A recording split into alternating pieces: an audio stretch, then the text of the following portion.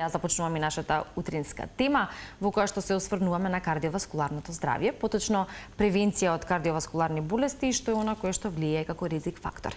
Еден ризик фактор се разбира дека е пушењето, па ќе се задржиме и на тоа во нашата утринска тема, но претходно ќе ја погледнеме анкетата која што ни ја направи Софија. Ги прашавме граѓаните колку сметаат дека пушењето влијае или е голем ризик фактор за кардиоваскуларните заболувања, што е она кое што тие знаат или се информирани за штетното влијание на срцето и крвните садови, како и за мерките кои што би помогнале за намалување на пушењето и заштита на кардиоваскуларното здравје. Не интересираат нивните одговори, па ќе ги погледнеме во положение. Дали сметате дека пушењето е главен фактор за проблемите со срцето? Не е главен. Не е главен, ама придонесува. Да. Да. Да. Па мислам дека е. Да. Да. Во секој случај, за ништо не го бива. Цигарите, за ништо. Се може би, ако ги смирува на некој начин, иначе не. Па не мислам, меѓутоа има доста големо влијание. Така да јас ги откажав пред многу години, може има 25 години. Штетно е секој случај. Дали граѓаните се доволно свесни за ризиците кои што ги носи пушењето? Зависи кој. Некои од тие што пушат не, а тие што се више болни, нормална работа. Да. Ја мислам дека се свесни, ама сега тоа е индивидуално. Кој си одлучил да продолжи со пушење, да. Кој има проблеми, како личен пример со сопругот, он ги откажа. Свесни се, ама сите си пушат пак. Нес. Ако се свесни, нема да пушат. Меѓутоа, да се разбереме. Цел свет пуши. Не размислува што носи пушењето. Еве ја до некој време пушев, еве сега не пушам. Не се. Не. Тешко. Еден голем дел се свесни, ама веројатно тоа им е лек некаков, не знам. Зависли е, шо ли е. Според вас, кои се оние мерки кои што треба да ги превземеме за да го намалиме пушењето? Епа не знам. Не знам пошто ја пушам. Нема мерки тука, само добра волја. И ја бев пушач 20 и кусур години, па ги откажав. Со добра волја може да се откажат. Да ти кажам, мерките сега се убави, ама што ги предлагаат, ама дали ќе бидат, не знам да ви кажам право. Тешко нешто да се откорени кај нас. Не верувам дека можете да преземете мерки, само да кажете, да објавите дека пушењето е опасно по здравето на секој човек и секој И да не се продава цигари. или да не се продава цигари, да не се саде тутун. Свеста. Човекот треба да е свесен дека треба да живее. Ништо, само со своја лична одлука. Не и толку. Не знам, веројатно како мене, еве ќе земам пример од мене. Нешто се случи со мене пред 25 години и едноставно ги откажав. Веројатно треба нешто да се случи. Не знам што е тоа, дали е добро или лошо или нешто духовно, може и Божја работа, за да ги откажат, предпоставувам. Најмногу ствари може би е упорноста. Значи, едноставно да стои на тоа што ќе го каже и да најде нормално друга занимација. За секојаш фали тоа што си навикнат на тоа, меѓутоа од секоја навика викаат има одвика, не знам.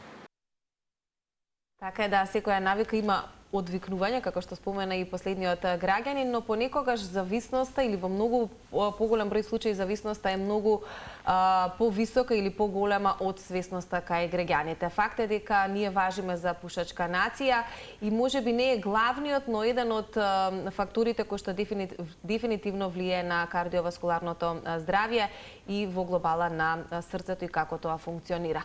Во пресрет на 31 мај, кој што официјално е меѓународен ден за без пушење цигари или без конзумирање на тутун, ние денеска одлучивме да позборуваме малку повеќе за тоа што значи да имаме сите ние здраво срце, но и колку реално пушењето цигари влијае на истата состојба. Така е, кардиоваскуларните заболувања, за жал, една од водечките причини за смртност, како во светот, така и кај нас, но и не само пушењето. Го споменуваме или акцентираме точно на пушењето заради тоа што се ближи светскиот ден без пушење. Но ризик фактори во однос на кардиоваскуларното здравје или влијание негативно врз него се повеќе.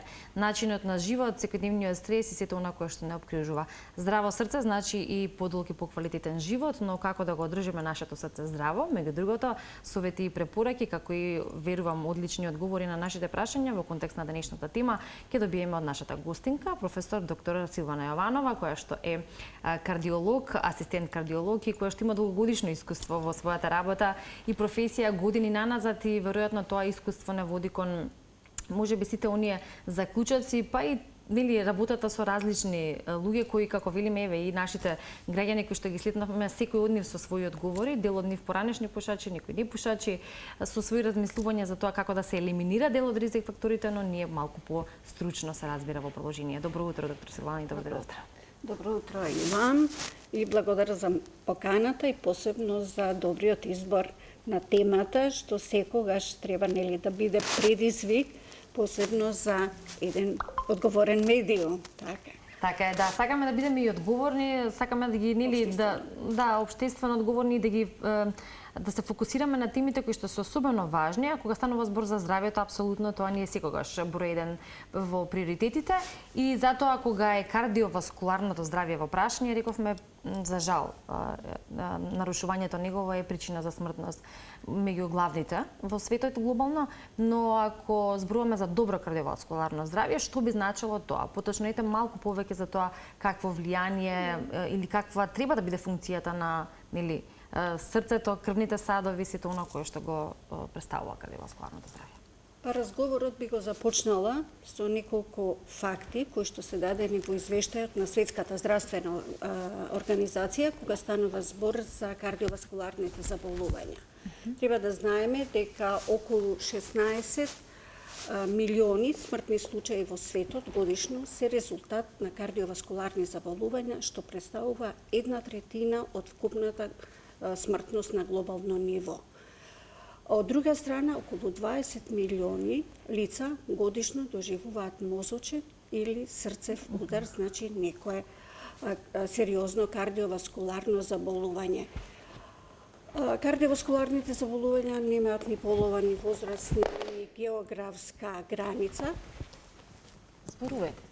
Она што е исто така во целата оваа можеби песимистичка приказна е последниот факт кој што е во извештајот на Светската здравствена организација, кој што зборува дека околу 50% или половина од смртните случаи од кардиоваскуларни заболувања може да се превенираат со едноставни, да кажам, ефтини, добро планирани интервенции на елиминирање или регулирање на постоечките кардиоваскуларни ризик фактори кои што се врзани со настанување на кардиоваскуларните заболувања, а тие ризик фактори, ви знаете, покачениот притисок, покачено ниво на масти во крв, пушење, обезност, физичката неактивност и начинот на исхрана или практикување на нездрав стил на живот. Да. А оние кои што за жал можеби се соочуваат со нарушување на кардиоваскуларното здравје, веројатно станува збор за повеќе фактори истовремено.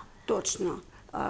И секој поединечен ризик фактор, ако е силно изразен, е врзан со почесто јавување на кардиоваскуларно заболување на оние лица кои што се здрави и немаат некој ризик фактор, но ако истовремено постојат повеќе ризик фактори кај една иста индивидуа, тогаш ризикот се мултиплицира, значи е повеќе кратно зголемен. Па поради тоа што ние ако идентификуваме, детектираме постојање на ризик фактор кај определена индивидуа, истовремено треба да прашаме да ги откриеме и дополнителните ризик фактори и истовремено да делуваме со соодветни начини на програми на елиминација или модифицирање на ризик факторите или некои и да се лекуваат за да тој ризик се намали. Значи, не само регулирање на еден единствен, него ја гледаме севкупната слика и историја на лицето. на пациентот, така е. Доктор Стована, вие споменавте слаба физичка активност, пушењето како исто така важен сегмент со оглед на тоа што важиме за пушачка нација. Ја споменавте дебелината или обезноста, вишокот на килограми, и со тоа како нација на некој начин можеме да се пофалиме во смисла на тоа дека за жал имаме се поголем број на лица кои што се соочуваат со таков некој проблем. Тоа се многу фактори кои што влијаат за да навистина ние се сведуваме како една нација која што си има сериозен проблем кога се кардиоваскуларните заболувања во прашање. Што би споделиле, каква слика би ни споделиле за можеби денешните луѓе и начинот на кој што тие живеат? Спомена и дел од граѓаните до некаде се свесни, меѓутоа зависта и од пушењето на цигари и од можеби храна и од некои други работи кои што така влијаат, се некогаш поголеми од свесноста која што самите имаме како индивидуи. Сметате ли дека има со годиниве некакви промени во навиките кај луѓето, можеби помладите посвесно размислуваат, но од друга страна пак, како веќе ги споменуваме цигарите, свесни сме дека и се помлади луѓе, лица на дури под 14 години можеме да ги сретнеме низ градот со електронски цигари и така натака. Значи, некои од навиките, дали се тренд или не во светот, си го прават своето и во оние животни или стилски навики кај граѓаните. Каква слика можете да ни доловите за денешните луѓе, па и помладите и повозрастни? Па, генерално, кога зборуваме за Македонија, на европската карта и светска карта за кардиоваскуларен ризик, спаѓа во земјите со доста висок ризик од кардиоваскуларни заболувања. Ние сме во групата, значи со овие земјите Србија, Косово, што ни се соседи, Албанија, Бугарија, потоа некои од источноевропските земји, Русија и кавказските земји. Значи, сите други земји во Европа го имаат намалено тој ризик, например Франција, Шпанија, Велика Британија, значи они се со многу мал кардиоваскуларен ризик. Исто така Германија, Австрија, Италија. И на што се должи тоа, ако можеме некои паралели да направиме? Навремено и уште пред многу години детектирање на проблемот, на ризик факторите и преземање на соодветни општествени програми, не само индивидуални, за намалување на кардиоваскуларниот ризик и состојби кои што ќе доведат до елиминирање на сите овие поврзани ризик фактори со кардиоваскуларните заболувања, како што е пушењето, програми на физичка активност, понуда на населението, нели, за регуларно да има еден кардиоваскуларен фитнес или возење велосипед или некои други физички активности, практикување на здрави навики во исхраната. Значи, малку бар децени пред нас започнале со тие мерки. Гледам разлика од лично искуство. Значи, како уште студент на студентска пракса која што обавува во универзитетска клиника во Ахен, и групата што се дружевме, студенти од Германија, Холандија, Скандинавија, и имавме колега од Австралија, и тогаш се пушеше 80-тите, раните 80-ти години, генерација сме, што нели, пушењето беше присутно. И исто така и колегите од Германија, од Скандинавија. Колегата од Австралија на една забава, кога не виде, он беше згрозен. Како може студенти по медицина да пушат? Контрадикторно. Да. Во Австралија, вика, кај нас, студент по медицина или доктор, значи, медицинско лице, вика, веднаш го екскомуницираат. Значи, тоа се случуваше раните 80-ти години. Што сега веројатно не е случај. Не. Тој програм го тера. Мислам, посебно обрнуваат внимание на кардиоваскуларната превенција и исто така приметив и јас, кога идеме нели на некои настани, професионални конгреси, симпозиуми, гледаме дека колегите од Скандинавија се помалку пушат, значи во тие Па да, простори, голем дел од земјите- голем сам дел, дел, или некои од земјите од од светот- Германија, што предходно, пред 3 децени, важеа за пушачки нации. Сакам да кажам дека дел од земјите во светот веќе имаат тенденција да создадат непушачки нации или непушачка младина, се забрануваат таквите средства и така Апсолутно. натака. За жал сликата кај нас е многу поинаква. Но, генерално, од лична обсервација, да кажеме, гледам дека работите се движат кон подобро. Бар меѓу студентите, младите лекари, гледам дека помалку Во има односна пушачи, да, постои зголемена свесност.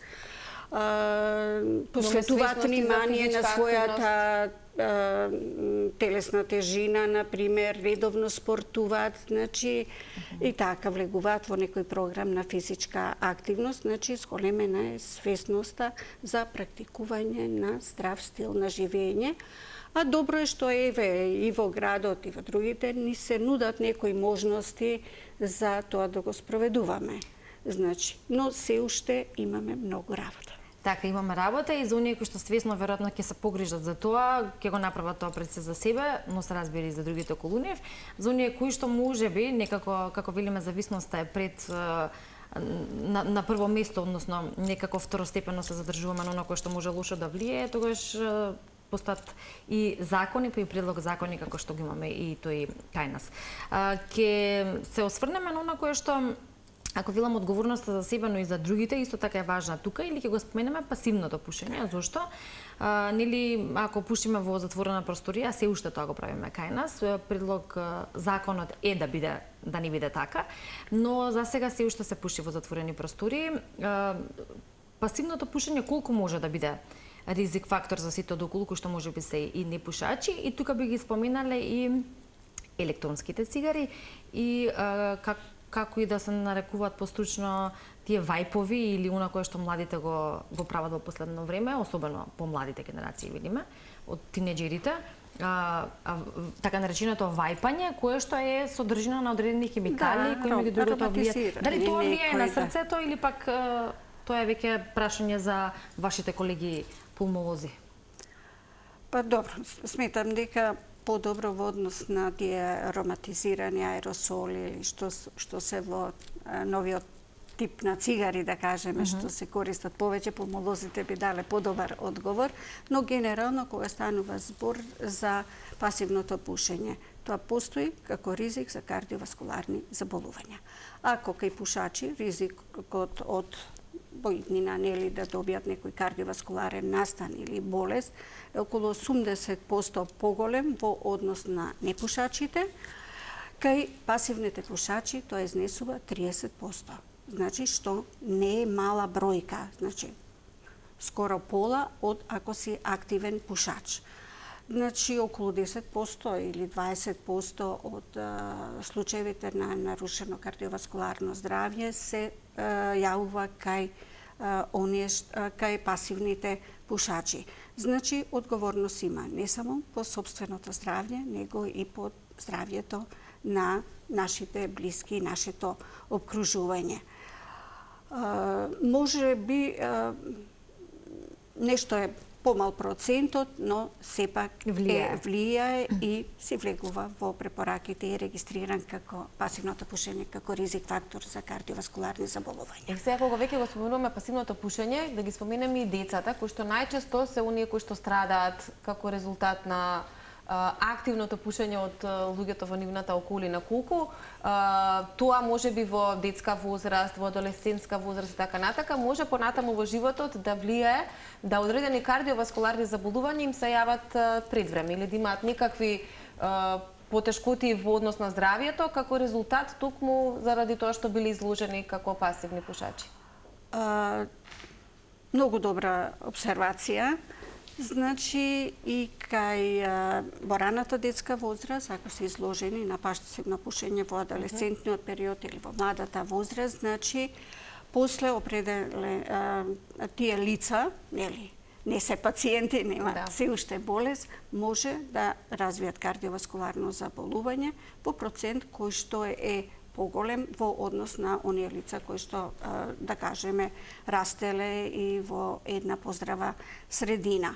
Па поради тоа сите програми во сериозните држави, кога почнаа за одвикнување од пушење и намалување на пушењето, значи почнуваат со едукација од самите градинки и од овие што се нижите школи, значи образовни класови, значи со едукација на самите деца дека тоа е штетно, со самото тоа што родителот пуши, фактички се уништува самиот себе, но и него. Па децата кога доаѓале, посебно тоа е програма од Шведска, што ни го кажуваа колегите, вика кога доаѓаат децата дома, главно ги гледаат како криминалци родителите. Им се обраќаат. И тоа било еден од најголемите мотиви родителите да прекинат со пушењето и најголем успех во смисол на намалување на пушењето имале со таа програма.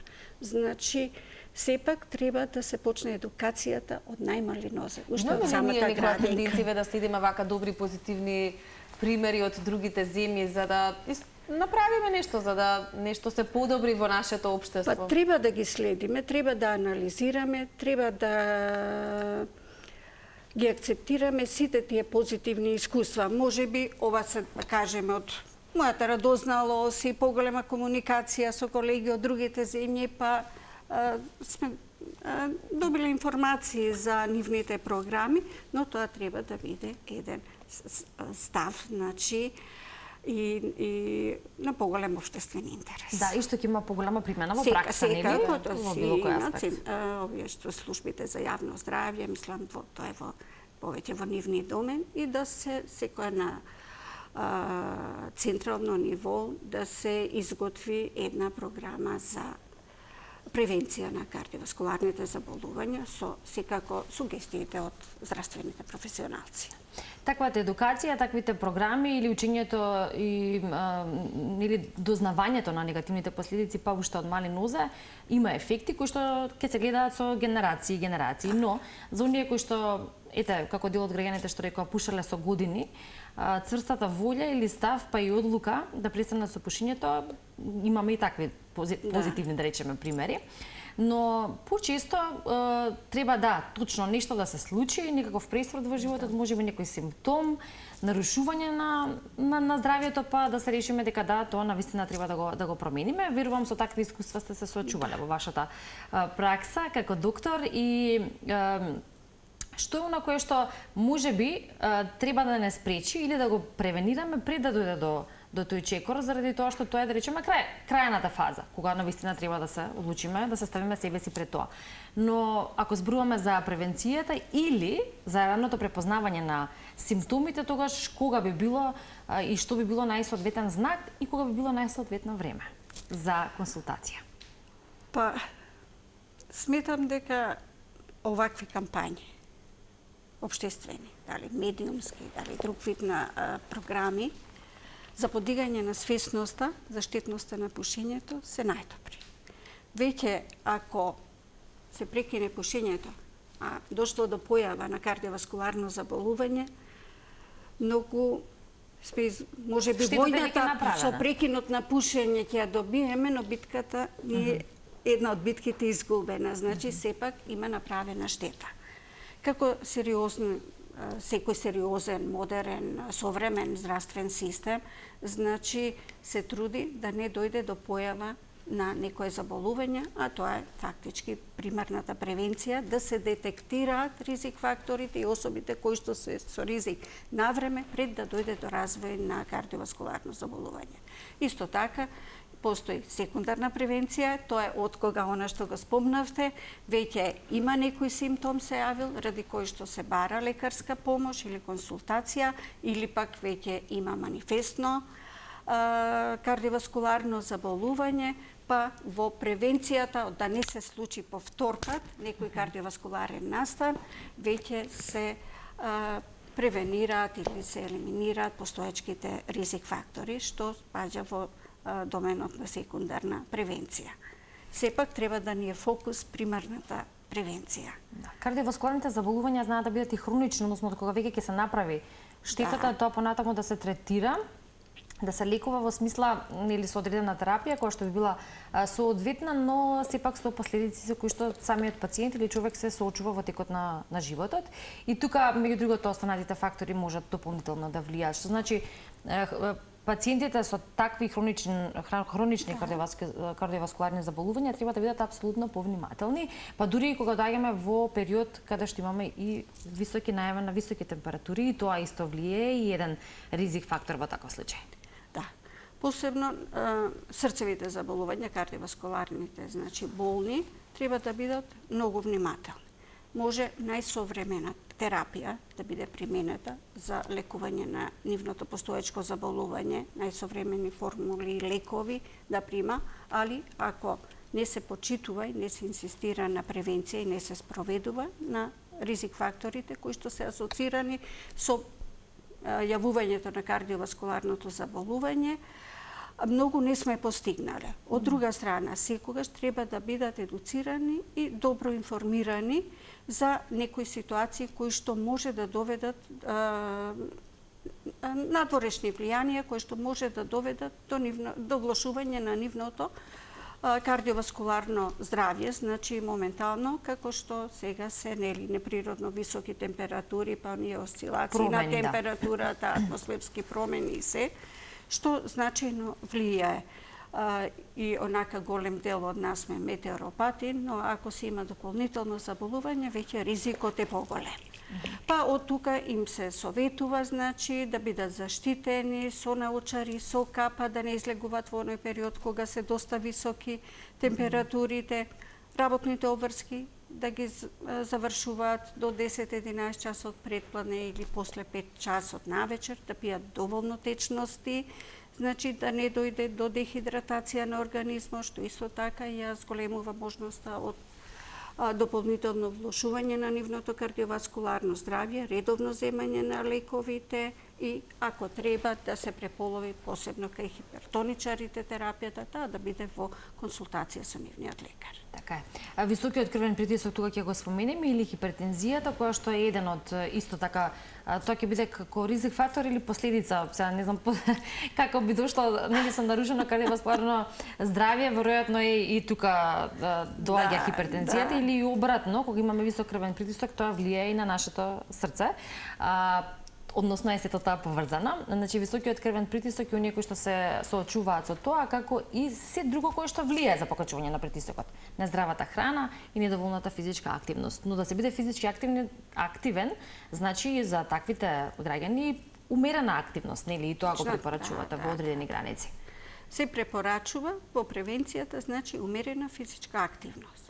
По препораките од Европското здружение за кардиолози, значи тоа е некаде околу 150 минути умерена физичка активност во тек на неделата, или ако поделиме по денови, тоа е некаде 20-25 минути. Во некои случаи може тоа и да се кај добро тренирани лица, може да се зголеми на 300 минути или до 40 минути секојдневна физичка активност, значи некој програм, модел на физичка активност, со умерено темпо. Кој е тоа умерено темпо и која е таа физичка активност, ќе прашаат нашите пациенти, значи, тоа е прилика пешачење со темпо од 5 до 6 км во тек на 1 час, возење велосипед 15 км на час, потоа работа во градина, исто така доста се препорачува, посебно за повозрасната популација, значи пливање се препорачува, тоа е она што е достапно во нашата средина. Мислам сега играње голф или тенис, така малку е за помала група на лица, значи популација. И може би во некои други. Да, генерално збориме што може да се практикува кој тип на физичка активност е достапен кај нас. Силвана, колку се луѓето во подоцнежни години спремни да направат ваква некаква промена или да ги послушаат советите и препораките кои што доаѓаат од стручните лица. Дали сакаат да го направат тоа и превентивно или баш како што напомена Ивана, треба нешто да се случи, ептен да е загрозено нивното здравје, па да направат буквално драстична промена на собствените навики и начинот на кој што живееле до тогаш. Дали реагираме како нација и на превентивни совети? Па реагираме. Веќе и, да кажеме, 50 годишњаци, 60 годишњаци, веќе се откажуваат од пушењето на собствена иницијатива, да кажеме, секогаш има совети и од лекари и од околината, значи. Но и со интернетот денеска се достапно гледа што се може да се повеќе се пешачи, се гледа да се биде физички активен, колку е тоа достапно и колку може, нели? Какви предуслови постојат индивидуални за практикување на физичка активност. За младите да не станува збор, веќе гледам и ме радува што се поактивни, веќе сите идат во оние спортски сали, возат точаци, А и многу често тие може да бидат добар пример за возрастните, за нивните родители, баби и дедовци да направат некаква промена. И часот, да кажеме, на факултет, на студентите, кога предава за кардиоваскуларна превенција, значи, прво почнува од ризик факторите со пушење и со физичка активност. Викам, вие мора да бидете промотори во вашата средина, и ако нели се сте студенти, значи за практикување на здрави навики на живење. И тоа е, впрочем, на должност, нели, не само наш, него на сите нас, на целата околина. Ќе го споменеме кон крајот на разговорот и уште едниот ризик фактор исто, кој што се вбројуваме и главните и не само за кардиоваскуларните заболувања, туку генерално, а тоа е стресот, кој никако не можеме да го избегнеме, никој од нас во секојдневниот начин на живот. Може само да најдеме секој за себе соодветен начин со негово справување, да кажеме така, или нашата перцепција кон тоа што би можело да ни предизвика стрес. А ако исто така тука ни е повисока свеста за тоа како стресот влијае врз нашето здравје, веројатно перцепцијата за работите кои што би требале да не стресираат или да ни делуваат стресно, ќе ја промениме или ќе се потрудиме тоа да биде така.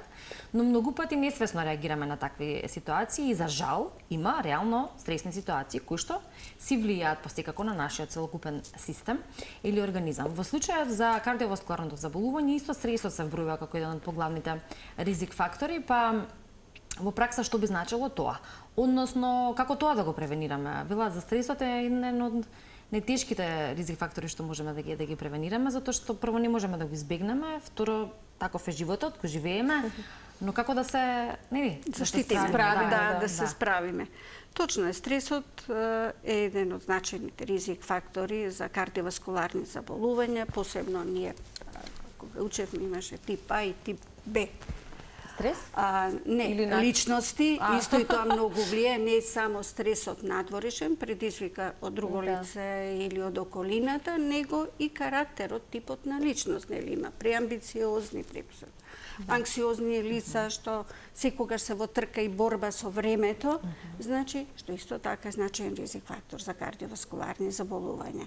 Сметам дека тоа е индивидуална карактеристика и секој треба да работи на себе за тоа да го надмине. И викаме, малку смирете се, како викаме, опуштете се на таквите пациенти. Значи, од друга страна, она што е секојдневие и милје на живење, не знам колку можеме да промениме. Тоа е веќе систем, но сепак да најдеме некои си вентили, начин за релаксација, за тоа да го совладаме, да знаеме што е она што викам секогаш. Фокусирајте се на тоа што можете вие да го поправите. Енергијата трошите за тоа, не залудно да бидете под стрес. Викам, со тоа ништо не се решава. Ако нешто не можете да промените, заборавете го. Значи, и што помалку да влие на вашето здравје. Мислам, тоа е она што може да советуваме. Другите генерално тоа се системски работи на кои што Но ова за кој што советуваме се учи Да, првенствено се освестува, потоа се учи точно. или како велиме се тренира. Се тренира, Се точно тренираме така. себе си и понатаму некако станува начин на живот. Се е тоа процес. Веројатно и начинот на тоа како ќе функционираме, како видите, во минатите години државите кои што се на различно ниво од кај нас, ако зборуваме за пушењето и така натака, за здравјето на граѓаните, почнале порано, затоа што е тоа процес. И после одреден временски период се гледаат промените. Јас се надевам дека такви промени ќе видиме и кај нас. Се со цел младите генерации или така да функционираат, но на заокружување на оваа наша тема поврзана на денот без пушење, поточно светскиот ден без пушење, како и превенција и добро кардиоваскуларно здравје, што е она кое што можеме да го сублимираме како една порака, совет од доктор кардиолог, кој верувам дека ќе биде добре дојдена за сите кои што не следат. И во однос на превенција, и во однос на оние кои што можеби за жал веќе се соочуваат со. Генерално да се почитуваат препораките од лекарите во смисол на очувување на добро кардиоваскуларно здравје. Навремено откривање и идентификување на постоењето на ризик факторите и започнување со нивно лекување, модифицирање или пак некои се комплетно некои елиминирачки можеме да ги елиминираме, како што е пушењето, како што е обезноста, како што е физичката неактивност со соодветни програми. Секогаш има еден број што го викаат број на вашето кардиоваскуларно здравје. 035 140 90 0. Значи, тоа значи 0 пушење. Значи, не пушење. 30 минути секојдневна активност, физичка активност, крвен притисок не повеќе од 140, диастолен притисок не повеќе од 90, холестерол вкупен не повеќе од 5 и ЛДЛ, оној што е лошиот холестерол 3, и да се одржува добра телесна тежина, значи да не се биде обезен, нели? Да, како рековте телефонскиот број? 035 140 90 530. Ето, оние кои Тоа е што ги бројот си на го вашето запаметат. кардиоваскуларно Добре, реков здравје. телефонскиот број, а всушност е број на кардиоваскуларното здравје со посебно значење за сите овие цифри кои што ги напоменавте. Пред да ви заблагодариме, само уште едно прашање во однос на сонцето и витаминот D3. Дали тоа има некаква поврзаност со оглед на тоа што ние сме една земја која што има сонце во изобилие и допрва ни следуваат топли денови, иако напоменавме за поврзаноста и со крвниот притисок и така натака, но како правилно да си го користиме сонцето кое што веќе го имаме? Па, кажав, сонцето е корисно, нели, како и за младата популација, оние што растат, исто така е добра и за воопшто за добро состојба, да кажам, добросостојбата на здравјето, бидејќи D-витаминот е важен конституент на имунолошкиот систем за одржување на добар имун систем. Значи, не треба да се претерува. Ние имаме доволно сонце во тек на годината, што потребите од D-витамин ги задоволуваме. Може би оној период што е зимски период, ноември, декември, јануар, што се критични, да се земат суплементи со витамин D3. Како и да е, би требало достапен е, може да се провери нивото на витамин D и тоа да го направат оние што веќе би инсистирале на поголеми дози или подолготрајна употреба на витамин D. Доктор Стеванов, благодариме за вашето гостување, советите и одговорите на нашите прашања. Се во интерес да се подсетиме колку е важна превенцијата кога зборуваме за кардиоваскуларните заболувања, генерално за она што е важно за нашето здравје, како да се откажеме од лошите навики или пак барем да ги забележиме малку чекор по чекор. Знаеме дека тоа не може преку ноги да се случи ако зборуваме за пушењето и воопшто тоа кое што ни представува ризик и за нарушување на здравјето, и се разбира редовната консултација со доктор доколку забележиме дека нешто се случува заради тоа што е еден дел или чекор во однос на превенцијата, како нешто би превенирале или би спречиле пред да дојдеме во состојба тоа да го лечиме. Ви посакувам пријатен ден, се разбира и во овие ваши сега веќе пензионерски денови, сепак активни со вашата работа повторно во насока на професијата, но верувам и следни наши средби кои што ќе бидат во интерес на нашите гледачи. Да, ви благодарам за поканата. Убав ден.